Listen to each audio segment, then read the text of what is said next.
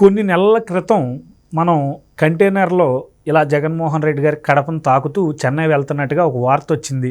సడన్గా ఎక్కడో ఆగిపోయి ఆ వీడియో ఫుటేజ్ కూడా మనం అందరం చూసాం. అది అనుమానాస్పదంగా మారింది రాష్ట్ర వ్యాప్తంగా ఆ రోజు. అయితే జగన్మోహన్ రెడ్డి డబ్బులు తరలిస్తున్నాడని అనేక ఆరోపణలు వచ్చినాయి. మళ్ళీ కట్ చేస్తే ఇటీవల కాలంలోనే మొన్న వైజాగ్లో ఈ యొక్క డ్రగ్స్ విషయంలో కూడా కంటైనర్ అనే పేరు వినిపించింది.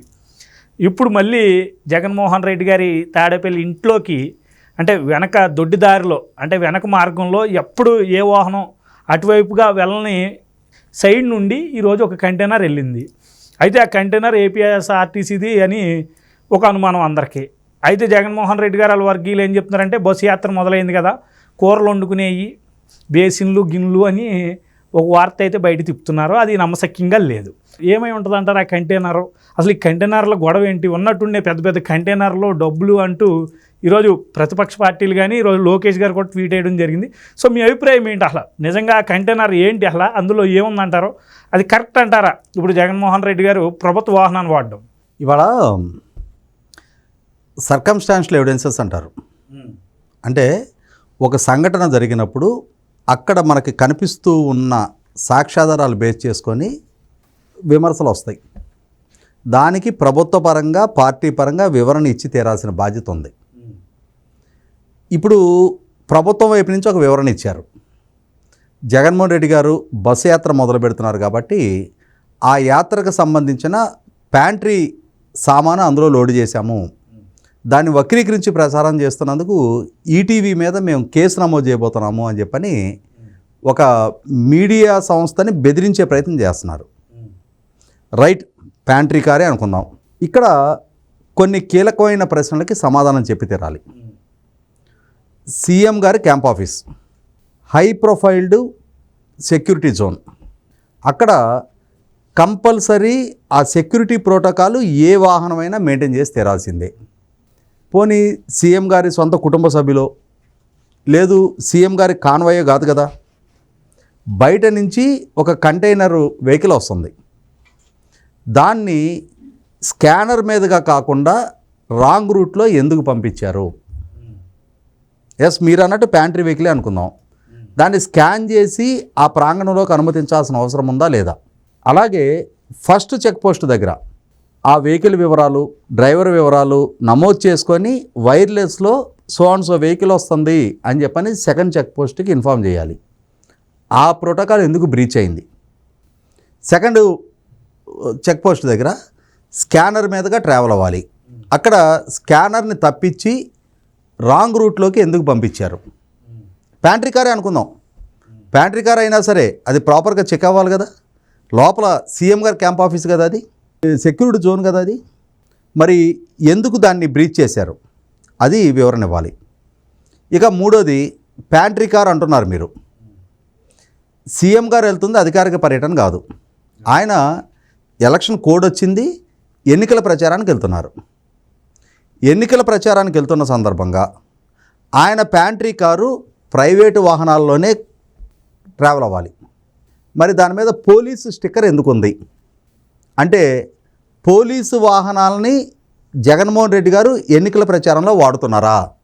మరి అది clear case of violation of code of conduct అవునా కాదా? దానికి వివరణ ఇవ్వండి మొట్టమొదట.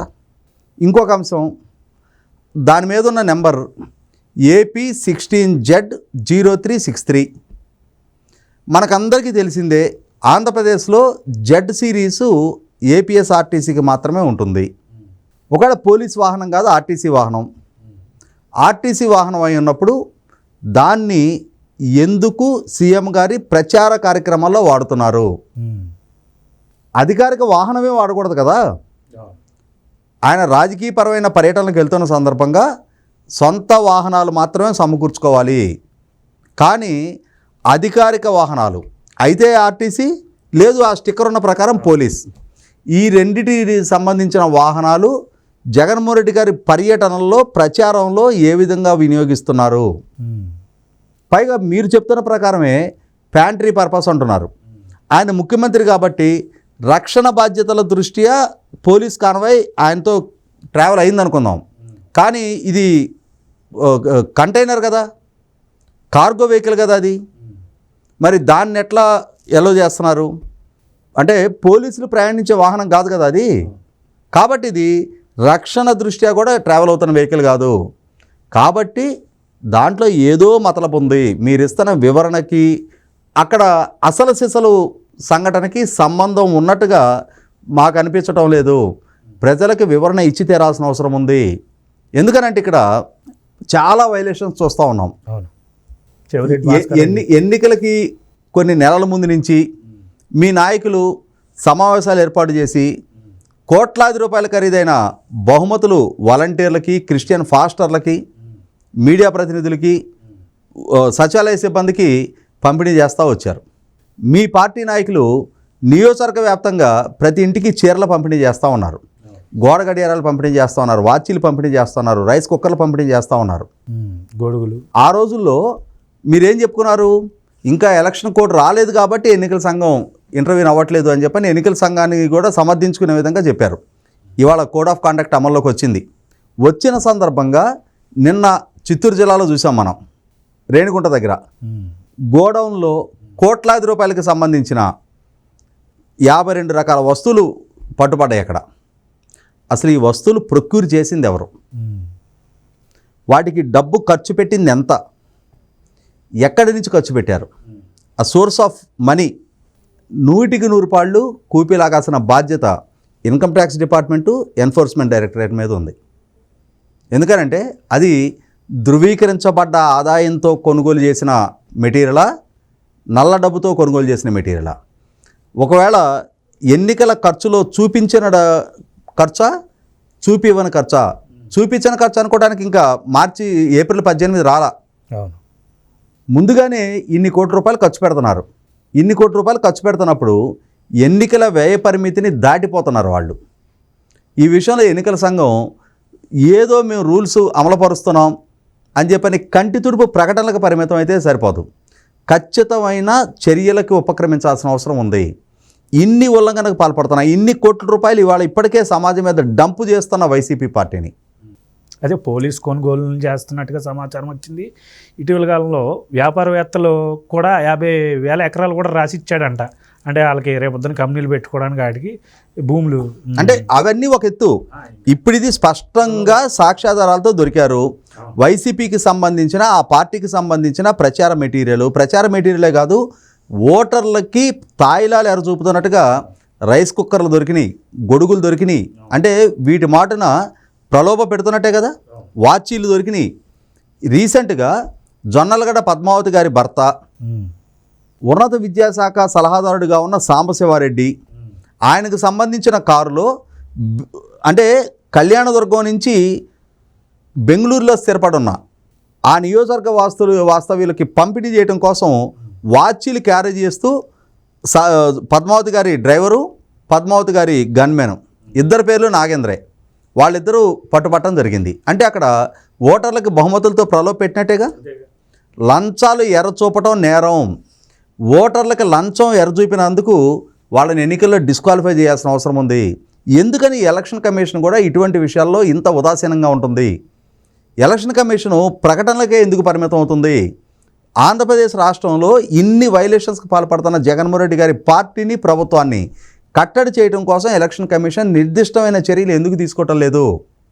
100కి 100 పాళ్ళు ఖచ్చితమైన చర్యలకు ఉపక్రమించాల్సిన అవసరం ఉంది. ఇదే ఎలక్షన్ కమిషన్ మన గతంలో చూసాం.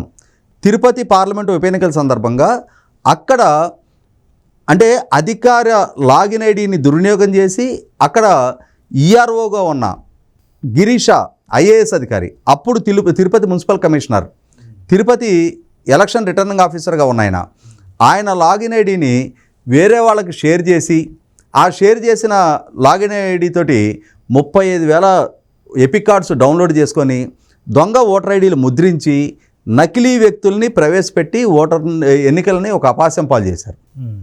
ఇక్కడ ఐఏఎస్ అధికారి గిరీషా నుంచి డిప్యూటీ మున్సిపల్ కమిషనర్గా పనిచేసిన చంద్రమౌళేశ్వర్ రెడ్డిని, తహసీల్దారులని, సీఏల్ని, ఎస్ఐల్ని, కానిస్టేబుల్తో కూడా సస్పెండ్ చేశారు. మరి అసలు ఈ లాగిన్ ఐడి షేర్ చేసింది ఎవరికి? దాన్ని డౌన్లోడ్ చేసింది ఎవరు? వాటిని ముద్రించింది ఎవరు? వాటి ద్వారా నకిలీ జనాన్ని తరలించింది ఎవరు? ఆ లాజిస్టిక్స్ ప్రొవైడ్ చేసింది ఎవరు? ఈ ఓటు లబ్ధి ద్వారా నెగ్గింది ఎవరు? వాళ్ళ మీద కేసులు ఎందుకు లేవు? అవును. ఆ నెగ్గిన డాక్టర్ గురుమూర్తి మీద కేసు ఎందుకు పెట్టలా? ఈ డౌన్లోడ్ చేశాడు అని చెప్పని ఆరోపణలు ఎదుర్కొంటున్న బోమన కరుణాకర్ రెడ్డి కొడుకు, ప్రస్తుతం తిరుపతి అభ్యర్థి అభినయ్ రెడ్డి, అతని మీద కేసులు ఎందుకు నమోదు చేయాల? అధికారులు మాత్రం ఎందుకు బలిపశువులుగా చేశారు? అసలు సిసలు నేరానికి పాల్పడింది వాళ్ళు కదా, వాళ్ళ కోసం కదా వీళ్ళు నేరం చేసింది. మరి వాళ్ళ మీద ఎందుకు చర్యలు? ఎలక్షన్ కమిషన్ కఠినమైన చర్యలకు ఉపక్రమించాల్సిన అవసరం ఉంది. ఇటువంటి వ్యక్తుల్ని ఎన్నికల్లో పోటీకి అనర్హులుగా ప్రకటించాల్సిన అవసరం ఉంది. ఇటువంటి ప్రలోభాలకు గురి చేస్తున్నా అధికార దుర్వినియోగానికి పాల్పడుతున్నా జగన్మోహన్ రెడ్డి గారి దగ్గర నుంచి అభినయ్ రెడ్డి వరకు ఎవరు ఏ స్థాయిలో దుర్వినియోగానికి పాల్పడినా సరే ఖచ్చితమైన కఠినమైన చర్యలకు ఉపక్రమించాలి. మేము మీడియా సంస్థలను బెదిరిస్తాం, మా లోటుపాట్లని మా లోగుట్టుల్ని వెలికితీస్తే మేము కేసులు పెడతామని చెప్పని బెదిరిస్తాము అని అంటే బెదరటానికి పౌర సమాజం సిద్ధంగా లేదు. ఖచ్చితంగా నేను ఇప్పుడు లేవనెత్తిన ప్రశ్నలకు సమాధానం చెప్పి తీరాల్సిన అవసరం ఉంది. నిజంగానే ప్యాంట్రీ కార్ అయితే ప్రభుత్వ వాహనాన్ని ఎందుకు వాడుతున్నారు? Clear case of violation of code of conduct, దానికి సమాధానం చెప్పి తీరాల్సిన అవసరం ఉంది. ప్రభుత్వ వాహనాన్ని దుర్వినియోగం పరిచినందుకు, ఇటువంటి వైలేషన్కు పాల్పడ్డందుకు ముఖ్యమంత్రి మీద కూడా కేసు నమోదు చేయాల్సిన బాధ్యత ఎలక్షన్ కమిషన్ మీద ఉంది.